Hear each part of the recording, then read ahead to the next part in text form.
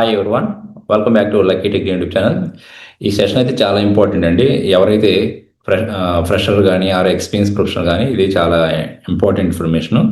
So ఎందుకంటే చాలామంది ఫ్రెషర్స్కి are entry level క్యాండిడేట్స్కి ఈ ప్రొఫెషన్ పీరియడ్ అంటే ఏంటి, ఈ ప్రొఫెషన్ పీరియడ్లో అసలు ఎలా ఉంటుంది వర్క్, ఓకే ఈ ప్రొఫెషనల్ పీరియడ్ ఎంత టైం ఉంటుంది, అండ్ ఎంప్లాయీ పర్ఫార్మెన్స్ ఎలా ఎవాల్యుయేట్ చేస్తారు, అండ్ ప్రొఫెషన్లో శాలరీ అండ్ బెనిఫిట్స్ ఎలా ఉంటాయి, అండ్ ఈ పీరియడ్లో మనం లీవ్స్ తీసుకోవచ్చా లేదా, అండ్ ప్రొఫెషన్ పీరియడ్లో ఎంప్లాయీస్ని టర్మినేట్ ఏమైనా చేయొచ్చు అవకాశం ఉంటుందా, అండ్ ఈ ప్రొఫెషన్ పీరియడ్ కంప్లీట్ అయిన తర్వాత అసలు ఏమవుతుంది, అండ్ ఇన్ కేసు ఎక్స్టెండ్ చేస్తే ఏమవుతుంది, అండ్ ప్రొఫెషన్ పీరియడ్లో ఎంప్లాయీస్ చేయకుండా మిస్టేక్స్ ఏంటి, అండ్ ఒక రియల్ టైమ్ ఎగ్జాంపుల్తో నేను ఈ ప్రొఫెషనల్ ఫీల్డ్ గురించి మీకు కంప్లీట్ డీటెయిల్స్ అయితే ఎక్స్ప్లెయిన్ చేస్తాను. సో ఇన్ఫర్మేషన్ చాలా మందికి హెల్ప్ అవుతుంది, ఎవరైతే స్పెషల్గా ఎంట్రీ లెవెల్ క్యాండిడేట్స్కి, అండ్ అదేవిధంగా ఎవరైతే ఎక్స్పీరియన్స్ పెట్టుకొని వెళ్తున్నా కూడా వాళ్ళకు కూడా ఈ ఇన్ఫర్మేషన్ అయితే చాలా హెల్ప్ అవుతుంది.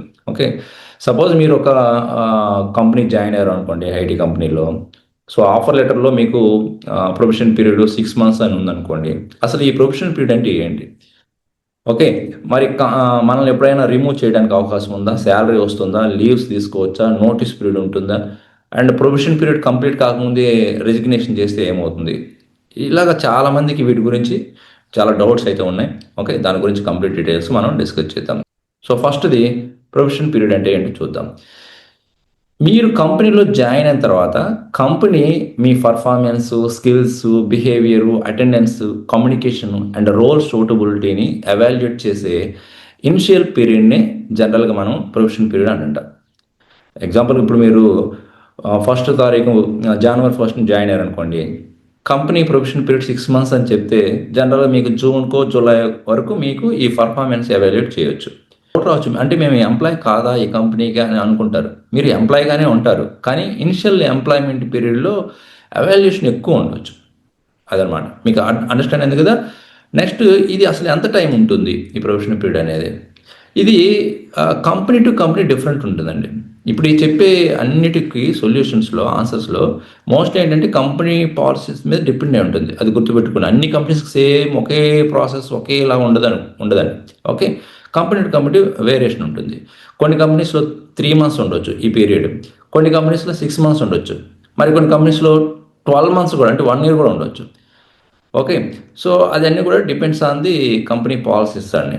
ఓకే, అది మీరు ఒకసారి చెక్ చేసుకోవాలి. ఎప్పుడైతే మీకు ఆఫర్ లెటర్లో ప్రొఫెషన్ పీరియడ్ సెక్షన్ని అని ఇస్తుంటారు కదా, ప్రొఫెషన్ పీరియడ్ సెక్షన్, దాన్ని కేర్ఫుల్గా రీడ్ చేయండి. ఓకే, అసలు ఏంటి అనేది దాని గురించి. మరి ఈ పర్ఫార్మెన్స్ ఎలా ఎవాల్యుయేట్ చేస్తారు? ఎంప్లాయీ పర్ఫార్మెన్స్ అంటే ఏదో మీరు టెక్నికల్ వర్క్ కంప్లీట్ చేసినంత మాత్రాన మీరు బెస్ట్ అని కాదు. ఓకే, జనరల్గా ఏమేమి చెక్ చేస్తారంటే మీకు ఏదైనా వర్క్ని అసైన్ చేశారనుకో, దాన్ని ప్రాపర్గా హ్యాండిల్ చేస్తున్నారు లేదా చెక్ చేస్తారు, అంటే టెక్నికల్ స్కిల్స్ చెక్ చేస్తారు. ఆ నెక్స్ట్ ఏంటంటే క్వాలిటీ ఆఫ్ వర్క్ని కూడా చెక్ చేస్తారు. అంటే మీకు ఎవరైనా సరే ప్రొఫెషనల్ పీరియడ్ అంటే కొన్ని మిస్టేక్ చేస్తుంటారు, మరి ఆ మిస్టేక్ మళ్ళీ రిపీటెడ్ కాకుండా ఉంటున్నారా లేదా, మీ క్వాలిటీని ఎలా మెయింటైన్ చేస్తున్నారు. మిస్టేక్స్ చేయడం సహజం ఎవరైనా సరే, బట్ దాన్ని మళ్ళీ రిపీటెడ్గా చేయకూడదు. సో క్వాలిటీని మెయింటైన్ చేస్తున్నారు లేదా చెక్ చేస్తారు. అండ్ మీ కమ్యూనికేషన్ అంటే ఇంగ్లీష్లో మాట్లాడడం కాదు. ఇక్కడ మీరు టీమ్ మెంబర్స్తో కానీ, మేనేజర్స్తో కానీ, సీనియర్స్తో కానీ, క్లయింట్స్తో కానీ ఎలాగ ప్రాపర్గా కమ్యూనికేట్ చేస్తున్నారో చెక్ చేస్తారు. ఓకే, అండ్ అదేవిధంగా మీ టైం పంక్చువాలిటీ కానీ, అండ్ అటెండెన్స్ కానీ, అంటే లీవ్స్ ఏమైనా పెడుతున్నారా, లేకపోతే టైంకి వస్తున్నారా రావట్లేదా, ఇవి కూడా రెగ్యులర్గా వాటిని చెక్ చేస్తారు. అండ్ అదేవిధంగా మీ టీం వర్క్, అంటే టీంతో కొలాబరేషన్ ఎలా చేస్తున్నారు అది కూడా చెక్ చేస్తారు. అండ్ మీ లెర్నింగ్ ఎబిలిటీ, అంటే స్పీడ్గా నేర్చుకుంటున్నారా, లేకపోతే ఏమైనా స్లోగా ఏదో నేర్చుకోవాలన్నట్టు ఇంట్రెస్ట్గా ఉంటున్నారా లేదా అని చెక్ చేస్తారన్నమాట. ఓకే, సో ప్రొఫెషనల్ పీరియడ్ అంటే ఏదో నాకు టాస్క్ ఇచ్చారు కంప్లీట్ చేశాను అనేది మాత్రమే కాదండి, ఓవరాల్ ప్రొఫెషనల్ బిహేవియర్ కూడా ఇంపార్టెంట్ అనమాట. మరి నెక్స్ట్ క్వశ్చన్ ఏంటంటే చాలామంది డౌట్, శాలరీ ఏమైనా వస్తుందా, బెనిఫిట్స్ ఎలా ఉంటాయంటే, ఓకే ప్రొఫెషనల్ ఉన్నారని మాత్రమే శాలరీ ఉండదని అజ్యూమ్ చేయకండి. సో అందుకే మీరు మీ ఆఫర్ లెటర్లో కానీ, మీ కాంట్రాక్ట్లో కానీ ఆ శాలరీస్ గురించి, ఓకే ఆ బెనిఫిట్స్ గురించి, డిడక్షన్స్ గురించి అండ్ అదర్ టర్మ్స్ ఏమని చెక్ చేసుకోవాలి. ఓకే, సో కొన్ని బెనిఫిట్స్ మాత్రం కంపెనీ పాలసీ ప్రకారం ప్రొఫెషనల్ పీరియడ్లో మాత్రం డిఫరెంట్గా ఉండొచ్చు. సో అందుకే సిటీసీ మాత్రమే కాకుండా శాలరీ స్ట్రక్చరు, బెనిఫిట్స్ పాలసీ కూడా అండర్స్టాండ్ చేసుకోండి. ఓకే, మరి లీవ్స్ తీసుకోవచ్చా? ఈ పీరియడ్లో అంటే చాలా కంపెనీస్లో ప్రొఫెషనల్ పీరియడ్కి ఎంప్లాయీకి లీవ్స్ పాలసీస్ ఉంటాయండి. సపోజ్ మీకు ఏదైనా ఎమర్జెన్సీ వచ్చింది అనుకోండి, మేనేజర్కి ఇన్ఫార్మ్ చేయకుండా మీరు ఆబ్సెంట్ మాత్రం తీసుకోకూడదు.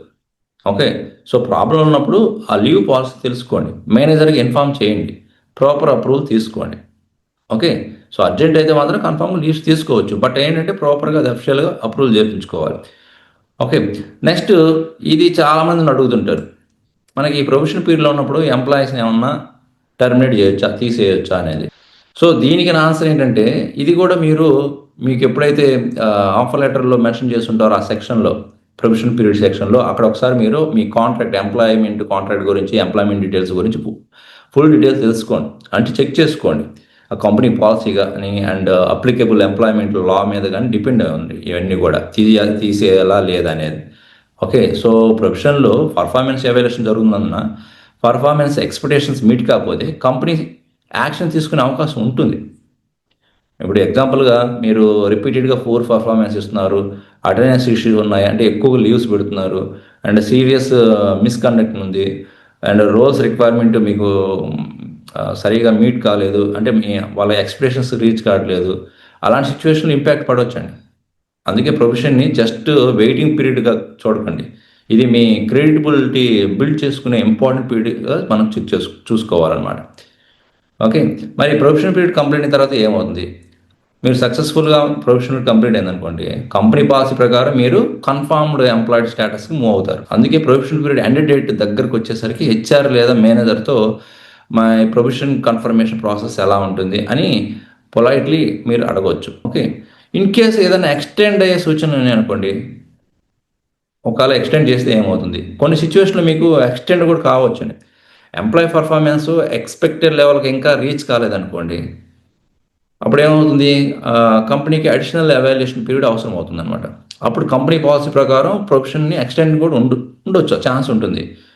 సో ఇలాంటి సిచ్యువేషన్ వస్తే ఎక్స్టెన్షన్ రీజన్ కానీ, డ్యూరేషన్ కానీ, అప్లికేబుల్ టర్మ్స్ హెచ్ఆర్ నుంచి క్లియర్గా అండర్స్టాండ్ చేసుకున్నాం. ఇన్ కేసు అలా ఎక్స్టెండ్ చేశారనుకోండి, సో దాని యొక్క ఎన్ని రోజులు ఉంటుంది, డ్యూరేషన్ ఏంటి, అసలు ఎందుకు ఎక్స్టెండ్ చేసే రీజన్ ఏంటి, అండ్ అప్లికేబుల్ టర్మ్స్ ఏంటి అని హెచ్ఆర్ నుంచి మొత్తం క్లియర్గా తెలుసుకోండి.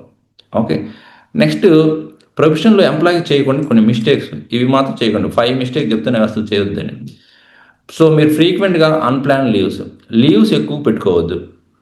ఓకే, అవి మరీ ఎమర్జెన్సీ అయితే ఓకే, బట్ అన్ప్లాన్గా మాత్రం లీవ్స్ పెట్టొద్దు. సెకండ్ది ఏంటంటే డెడ్ లైన్స్ని రిపీటెడ్గా మిస్ చేయడం. ఇప్పుడు ఏదైతే ఒక టైం ఇస్తారో ఆ పర్టికులర్ టైంలో టాస్క్ కంప్లీట్ చేయమంటారో ఆ డెడ్ లైన్ని మీరు మిస్ చేసుకోవద్దు, ఇన్ టైం కంప్లీట్ చేయడానికి ట్రై చేయండి.